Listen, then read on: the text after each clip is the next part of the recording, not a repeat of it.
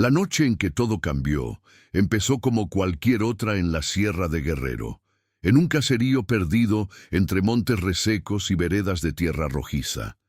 El aire olía a leña húmeda y a tortillas recién hechas, y el canto de los grillos se mezclaba con el ladrido lejano de los perros. Elena, con apenas 20 años, se secaba las manos en el mandil mientras terminaba de acomodar los platos sobre la mesa de madera agrietada.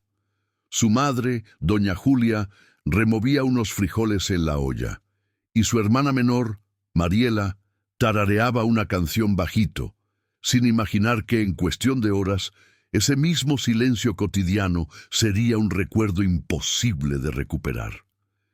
En aquel pueblo de menos de 200 almas, todos se conocían. Las casas eran de adobe, con techos de lámina que crujían cuando el sol pegaba fuerte. Alrededor, solo cerros, milpas y el rumor constante de que arriba, en lo más cerrado del monte, se movían hombres armados que nadie quería nombrar en voz alta. Guerrilleros, narcos, autodefensas. Los nombres cambiaban según quien contara la historia. Para ellos, para la familia de Elena, eran simplemente los del monte, una amenaza difusa que flotaba en el aire como el polvo de la brecha. Antes de seguir con la historia, te invito a suscribirte al canal y activar la campanita para no perderte ninguno de estos relatos reales que merecen ser escuchados. Déjame en los comentarios desde dónde nos estás viendo, tu ciudad o país. Así podemos saber hasta dónde llegan estas voces. Ahora sí, sigamos con lo que vivieron estas mujeres aquella noche que las marcó para siempre. Esa tarde, un viento caliente había bajado de los cerros, cargado de tierra. El cielo se fue tiñendo de un naranja sucio y Elena sintió una incomodidad extraña en el pecho. No era la primera vez que escuchaba disparos a lo lejos o que alguien llegaba con el cuento de que vieron camionetas sin placas más arriba. Pero ese día había un silencio raro entre los hombres del pueblo.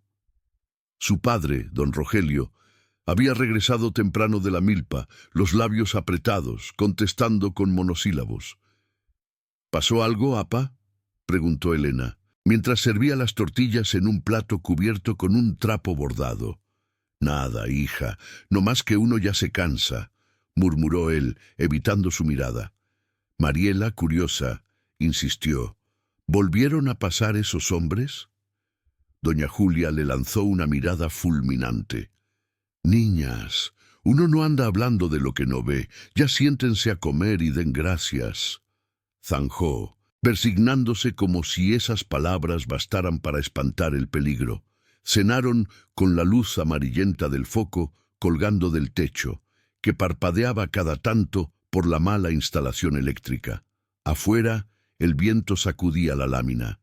Era una noche como tantas, pero detrás de la sierra, más de una docena de hombres descendían por un camino apenas visible, cargando rifles, morrales y una certeza. Esa comunidad, aislada y olvidada por el gobierno, era el lugar perfecto para encontrar comida, información y dejar un mensaje.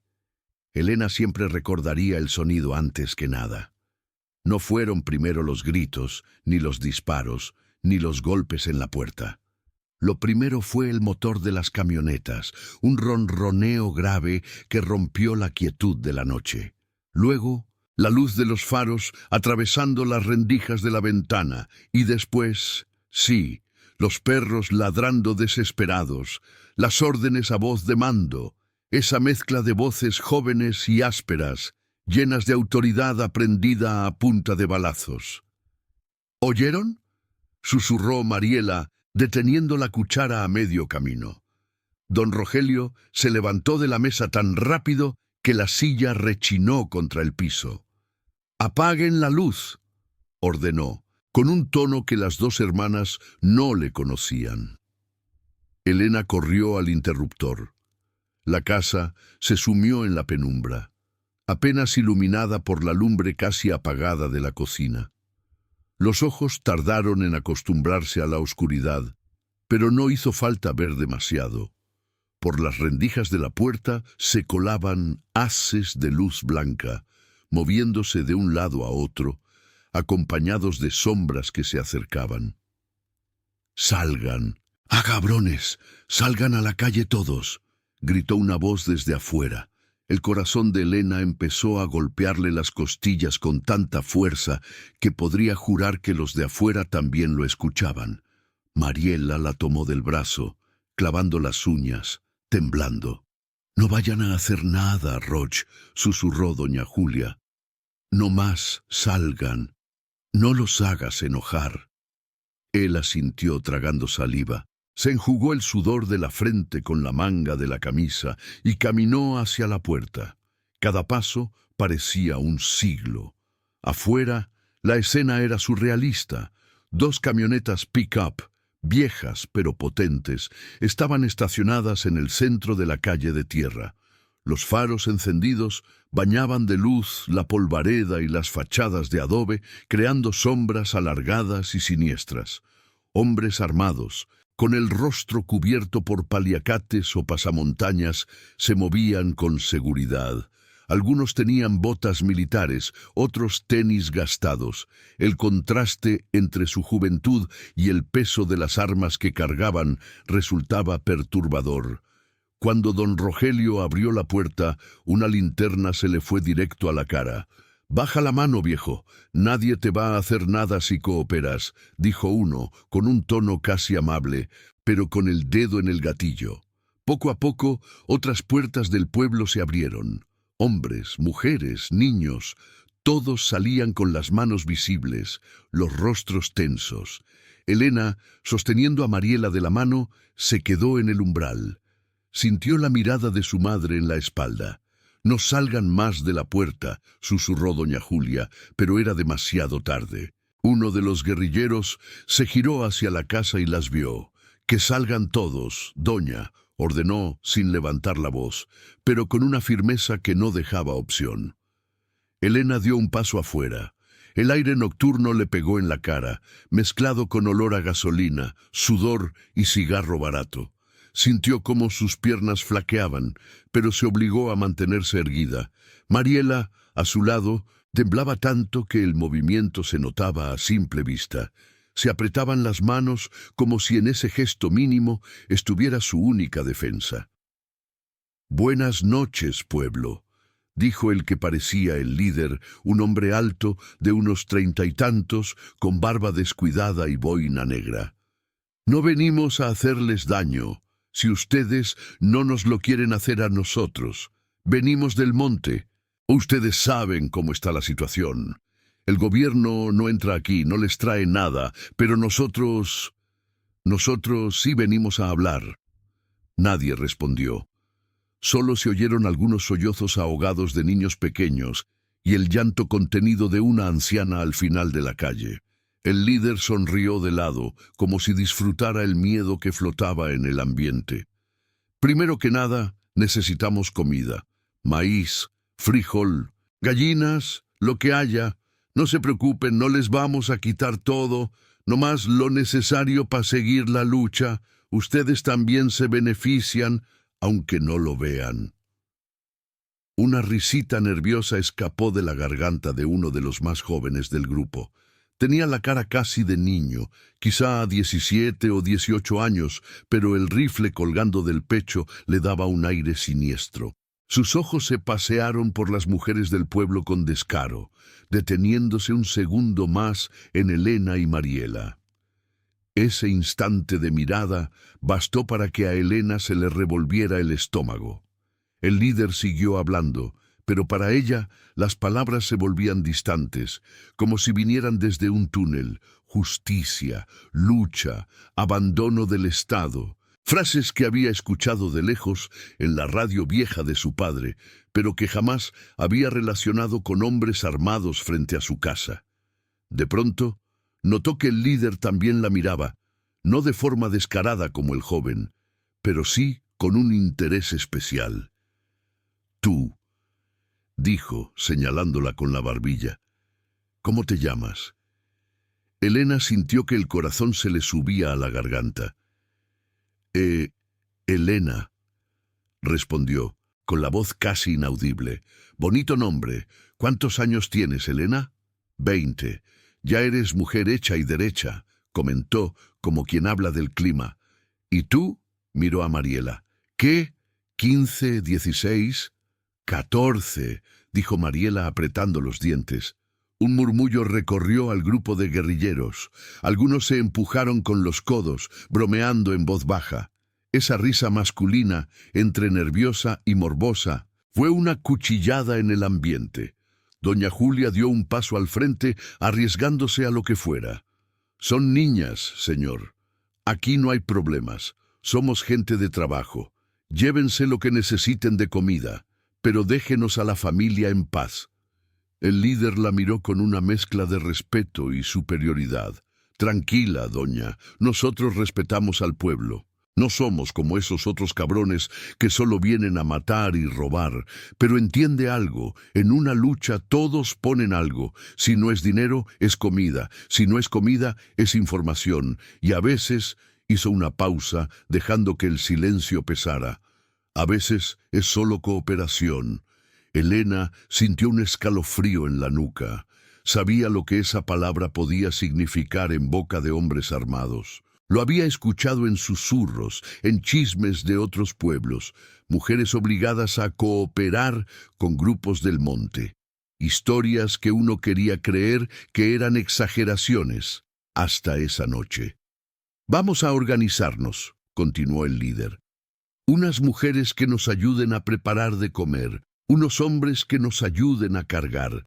No nos vamos a quedar mucho, no más un rato, pero vamos a regresar. Este pueblo ahora es zona nuestra, ¿entendieron? El «entendieron» no era una pregunta, era una sentencia. Los hombres del pueblo no tardaron en asentir. Nadie quería ser el valiente que se opusiera. Don Rogelio bajó la mirada, derrotado de antemano. Elena lo miró de reojo y sintió un rencor extraño, injusto quizá, pero imposible de evitar. Quería que su padre la defendiera, que hiciera algo, que se pusiera enfrente de esos hombres, pero también entendía que un movimiento en falso podía significar la muerte para todos. Uno de los guerrilleros, un tipo moreno, de ojos hundidos y manos grandes, dio un paso hacia Elena y Mariela. «Estas dos pueden ayudar en la cocina, ¿no? Se ven bien dispuestas», dijo, con una sonrisa que no llegó a los ojos. Elena abrió la boca para protestar, pero la mano de su madre la apretó con fuerza en el antebrazo. «Sí, pueden ayudar», respondió doña Julia por ellas, con la voz quebrada. «Saben cocinar». Mariela volteó a verla, traicionada. «Ama, vayan», susurró la madre. «No más hagan lo que les digan, no se separen». Las dos hermanas caminaron hacia donde estaban las camionetas. Cada paso las alejaba de la puerta de su casa, de la seguridad frágil que conocían, y las acercaba a un grupo de hombres que las observaban con una mezcla de curiosidad y deseo reprimido. Elena sentía que las piernas no le respondían bien, como si caminaran dentro de agua espesa. Mariela, a su lado, no dejaba de temblar. Salieron temblando, literalmente, de la zona segura de su familia para entrar en un terreno donde las reglas las imponían otros. La cocina improvisada se armó en el patio de Doña Luz, la comadre del pueblo que tenía el comal más grande. Bajo la luz blanca de un par de lámparas portátiles conectadas a una planta de luz que trajeron ellos mismos, las mujeres del pueblo comenzaron a moverse como sombras, moliendo maíz, picando cebolla, matando gallinas con manos que no dejaban de sudar. Elena y Mariela se colocaron junto al fogón.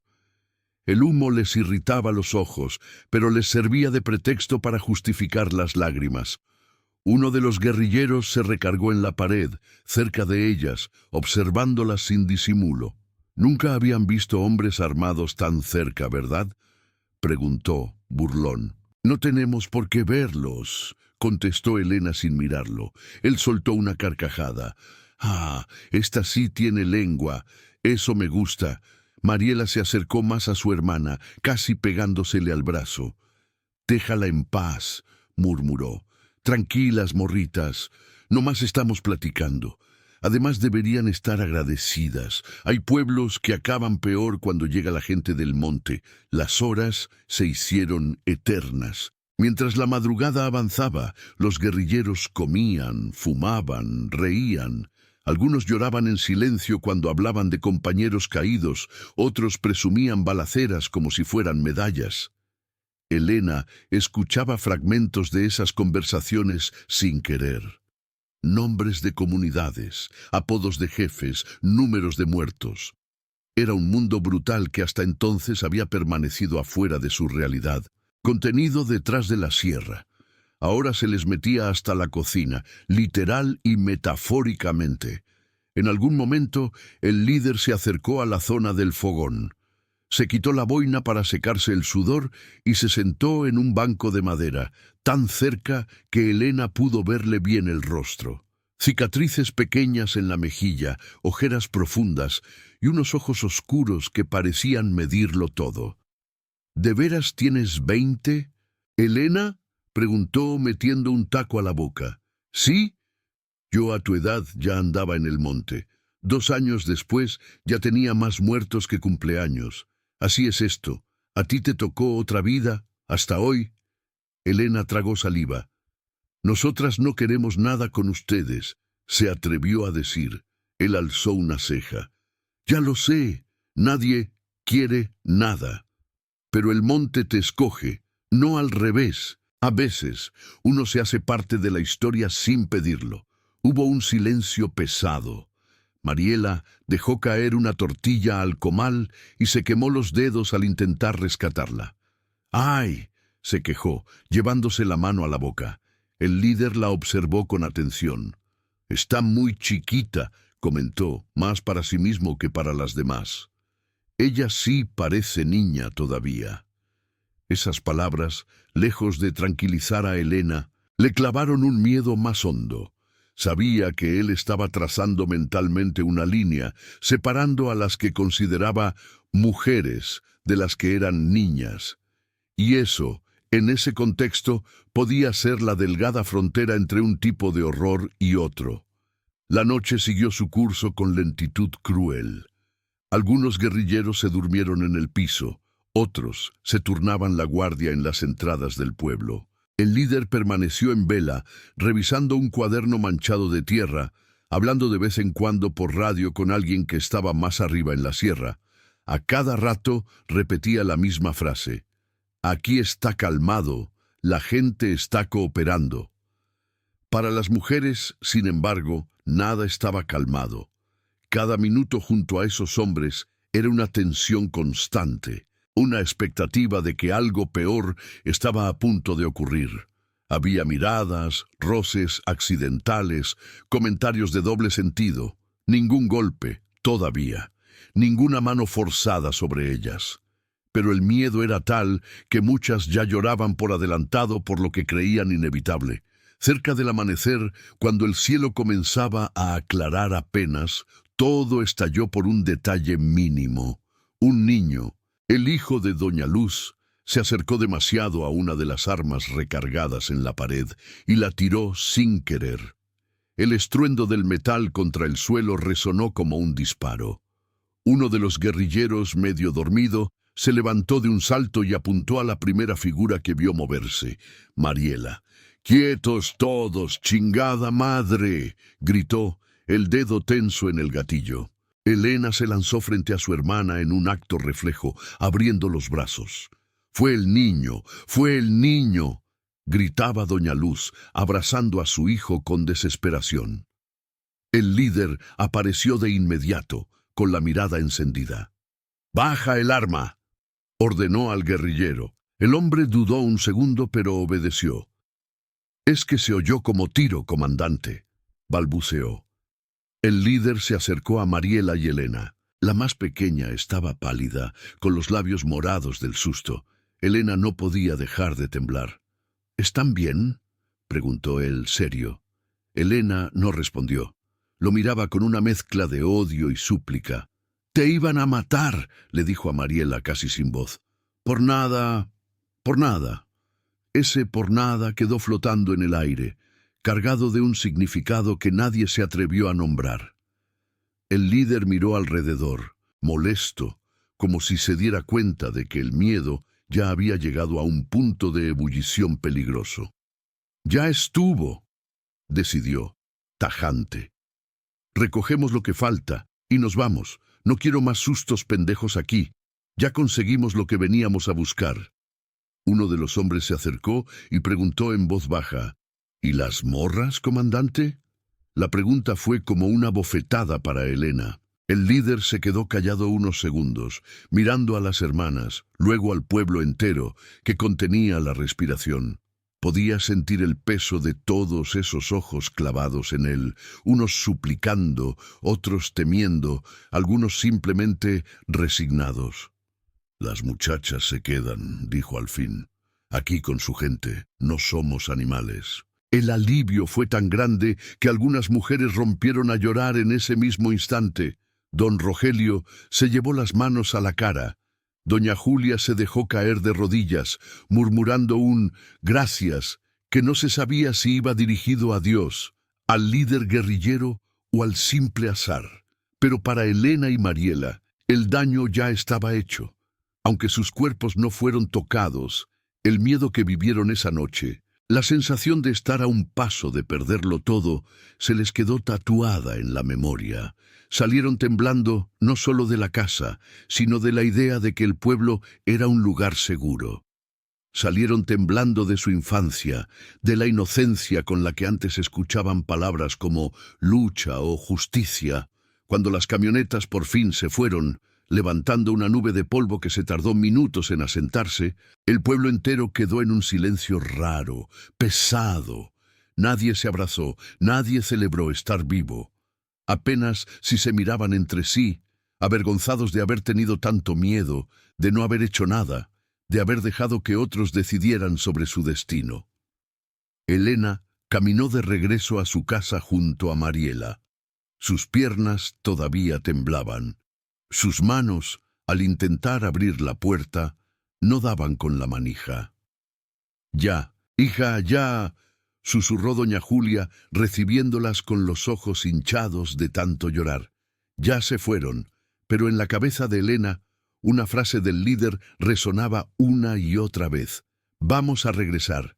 Este pueblo ahora es zona nuestra».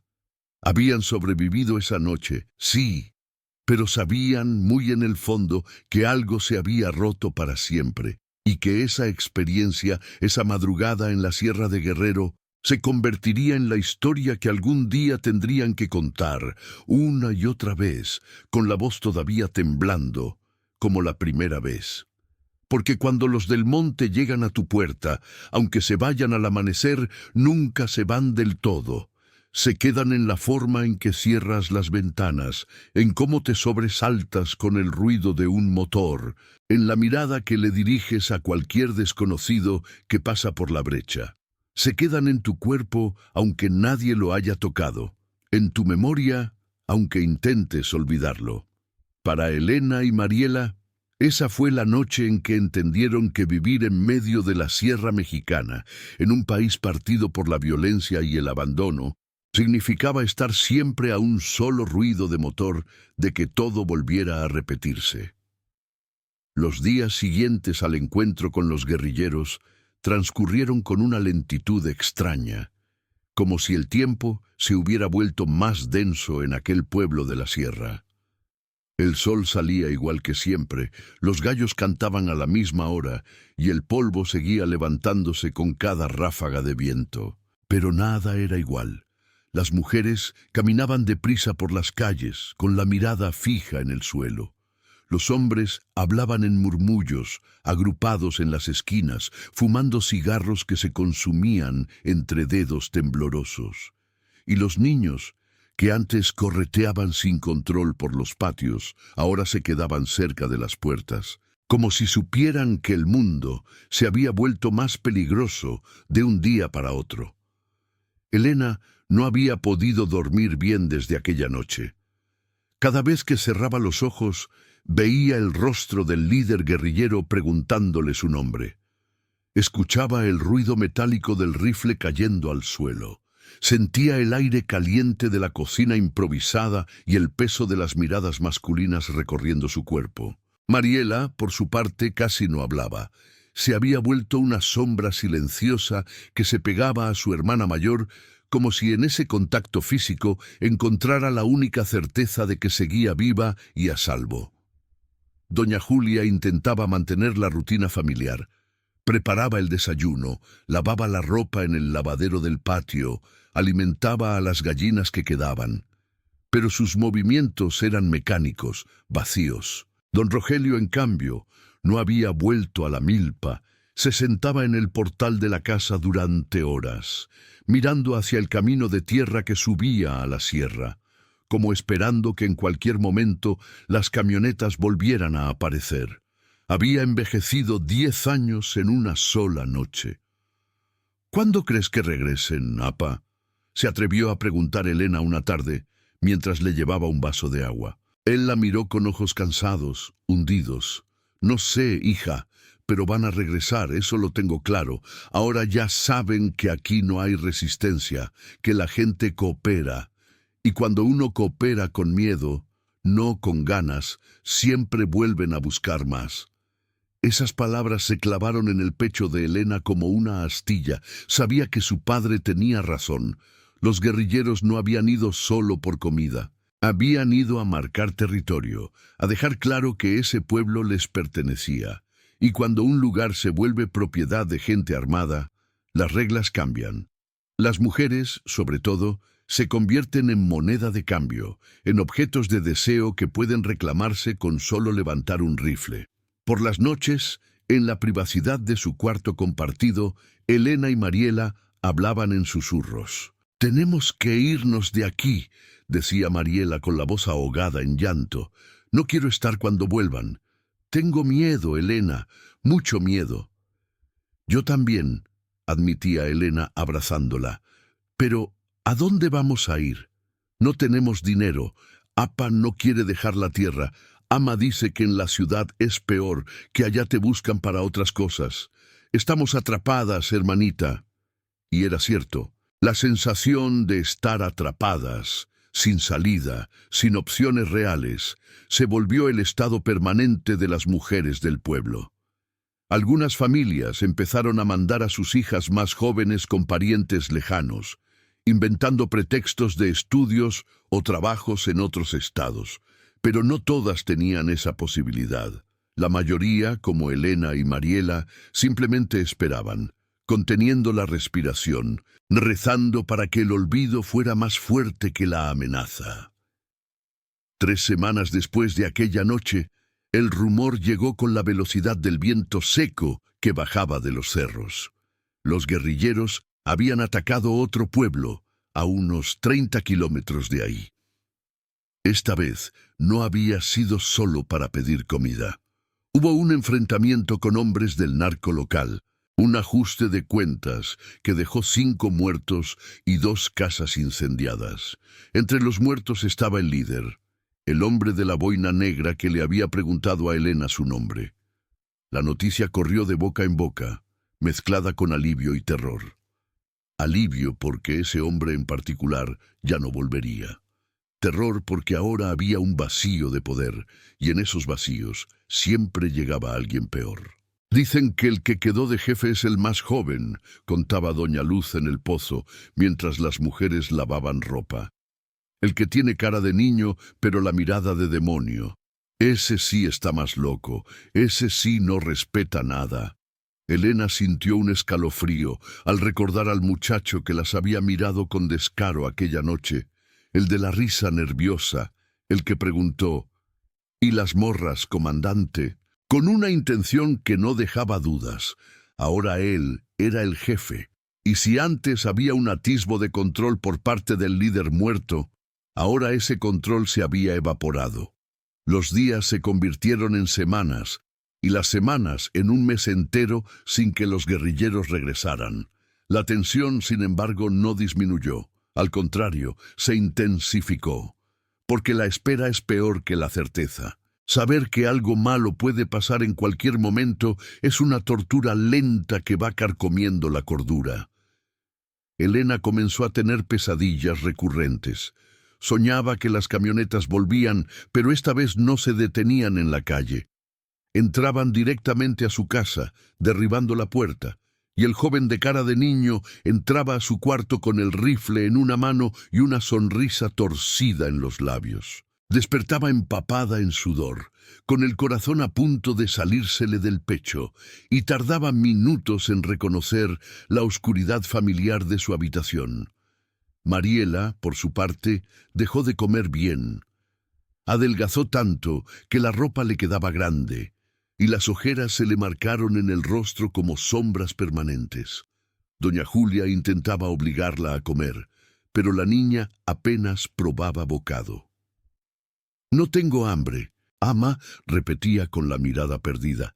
«Tienes que comer, hija, te vas a enfermar». «Ya estoy enferma, todos estamos enfermos, aquí nadie está bien». Esa respuesta dejó sin palabras a doña Julia, porque era verdad. Todo el pueblo estaba enfermo de miedo, de impotencia, de rabia contenida que no tenía a dónde salir. Una tarde de finales de noviembre, cuando el frío comenzaba a colarse por las rendijas de las casas de adobe, llegó don Chuy, el único que tenía camioneta propia y a veces bajaba al pueblo grande a vender queso y traer encargos. Llegó con noticias frescas, pero no eran buenas. «Allá abajo en la cabecera municipal hay un retén nuevo», contó, bajándose de la camioneta con gestos nerviosos. «Pero no es del ejército ni de la policía. Son los mismos del monte. Ahora bajan abiertamente, paran a la gente, les piden dinero, revisan los carros, ya no se esconden, ya no les importa que los vean». El grupo de hombres que los rodeaba intercambió miradas sombrías. «¿Y el gobierno?», preguntó alguien. Don Chuy soltó una risa amarga. «¿Cuál gobierno? Allá nadie hace nada. Los pocos policías que hay se hacen de la vista gorda. Dicen que están pagados. Otros dicen que tienen miedo. Yo creo que las dos cosas son ciertas». Elena escuchaba desde la ventana de su casa. Cada palabra era como una puerta más que se cerraba. Si los guerrilleros ya controlaban el acceso al pueblo grande, significaba que el cerco se estrechaba, que la ilusión de que alguien vendría a ayudarlos era exactamente eso, una ilusión. Esa misma noche, durante la cena, don Rogelio tomó una decisión. «Mariela se va a ir con tu tía Meche a Morelia», anunció, sin levantar la vista del plato. Mariela alzó la cabeza de golpe. «¿Qué? ¿Y Elena?» «Elena se queda. Es mayor. Puede cuidarse.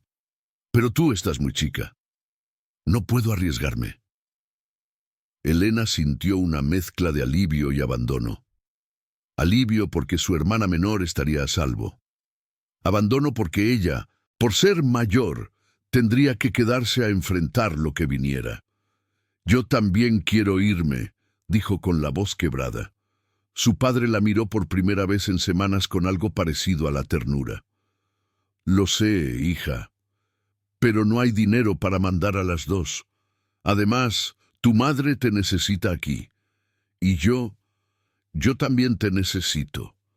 Doña Julia no dijo nada, pero las lágrimas le rodaron por las mejillas sin control. Sabía que estaba condenando a su hija mayor a quedarse en el lugar más peligroso, pero también sabía que no había opciones. La pobreza y la violencia son una combinación que elimina cualquier posibilidad de elección. Mariela partió 3 días después, en la madrugada, en la camioneta de don Chuy. Elena la abrazó con tanta fuerza que le dolieron los brazos. No sabía si volvería a verla. «Cuídate mucho, hermanita», le susurró al oído, «y no vuelvas, no regreses nunca. ¿Me oyes?» Mariela lloraba sin consuelo. «No te quiero dejar sola. Voy a estar bien. Apa y Ama están conmigo. Además, yo soy más fuerte de lo que crees». No era cierto. No se sentía fuerte, se sentía aterrada, sola, vulnerable, pero tenía que decirle eso a Mariela para que pudiera irse tranquila. para que no cargara con culpa. Cuando la camioneta se perdió en la brecha, levantando una cortina de polvo que se tragó las luces traseras, Elena sintió que una parte de ella también se iba, la parte que todavía creía que todo podía salir bien. Las semanas siguientes fueron las más solitarias de su vida. Sin Mariela en casa, el silencio se volvió insoportable. Doña Julia pasaba horas rezando el rosario, y don Rogelio se encerraba en un mutismo que asustaba. Elena intentaba mantenerse ocupada. Ayudaba con las tareas de la casa, iba al pozo por agua, molía el nixtamal, bordaba servilletas que nadie compraría.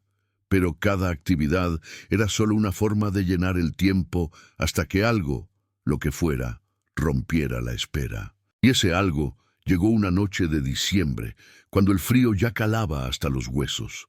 Fue el mismo sonido, motores acercándose, perros ladrando, voces masculinas gritando órdenes, pero esta vez eran más camionetas y más hombres, y el tono de las voces era distinto, más agresivo, más impaciente. Elena estaba en su cuarto cuando escuchó los primeros gritos. Se asomó por la ventana y vio las luces de los faros iluminando la calle, creando un escenario casi teatral de sombras y polvo. Su corazón empezó a galopar. ¡Que salgan todos, todos a la calle, cabrones! La voz era joven, rasposa, como si le costara gritar. Elena la reconoció de inmediato. Era el nuevo jefe, el muchacho de cara de niño. Doña Julia entró al cuarto como un fantasma. «Vienen otra vez», dijo con la voz plana, resignada. «Lo sé, ama. Esta vez no va a ser como la otra, Elena. Lo presiento. Esta vez vienen por algo más». Elena no respondió. Salió del cuarto y caminó hacia la puerta. Cada paso era un acto de voluntad pura. Tenía ganas de correr, de esconderse debajo de la cama como cuando era niña, y tenía miedo de la oscuridad. Pero ya no era niña, y la oscuridad ahora tenía rifles y motores. Afuera, la escena era aún más caótica que la primera vez. Los guerrilleros habían aumentado en número.